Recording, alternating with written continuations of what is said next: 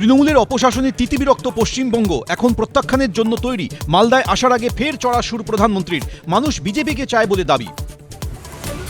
কাল রাজ্যে প্রধানমন্ত্রী মোদির হাতে সূচনা প্রথম বন্দে ভারত স্লিপারের। মালদা টাউন স্টেশনে দাঁড়িয়ে সুসজ্জিত ট্রেন। পরিদর্শন অশ্বিনী বৈষ্ণবের।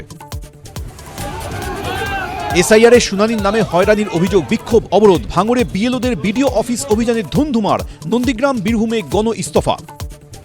রাজ্যে আসুন, ঘুরে দেখুন মুখ্য নির্বাচন কমিশনার। এসআইআর নিয়ে চাপ বাড়িয়ে ফের দাবি বিজেপির। রাজ্যপালকেও পথে নামার আবেদন। গণেশ কুমার কলকাতায় আসুন, মানুষের কি কণ্ঠস্বর সেটা শুনতে হবে।